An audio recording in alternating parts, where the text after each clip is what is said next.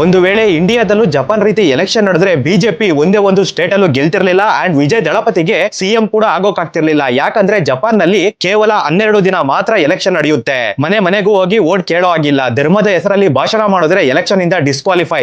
Basically Indian politics ಗೆ exact opposite. Japan ನಲ್ಲಿ TV advertisement ನೀಡೋ ಆಗಿಲ್ಲ. ಗೋಡೆಗಳು ಹಾಗೂ ಕಟ್ಟಡಗಳ ಮೇಲೆ ಪೋಸ್ಟರ್ ಅಂಟಿಸೋ ಆಗಿಲ್ಲ. ಪ್ರತಿಯೊಂದು ಡಿಸ್ಟ್ರಿಕ್ಟ್ ನಲ್ಲೂ ಅಫಿಷಿಯಲ್ ಬೋರ್ಡ್ ಇರುತ್ತೆ. ಇಲ್ಲಿ ತಮಗೆ ನೀಡಿರೋ ನಂಬರ್ ಮೇಲೆ ಮಾತ್ರ ಕ್ಯಾಂಡಿಡೇಟ್ಸ್ ಪೋಸ್ಟರ್ ಅಂಟಿಸಬೇಕು. ಮನಿ ಸ್ಪೆಂಡಿಂಗ್ ಮೇಲೂ ಸ್ಟ್ರಿಕ್ಟ್ ಲಿಮಿಟ್ ಇರುತ್ತೆ. ಯಾಕಂದ್ರೆ ಎಲೆಕ್ಷನ್ ನ ದುಡ್ಡಿಂದ ಅಲ್ಲ, ತಮ್ಮ ಕೆಲಸದಿಂದ ಗೆಲ್ಬೇಕು ಅನ್ನೋ ಕಾರಣಕ್ಕೆ.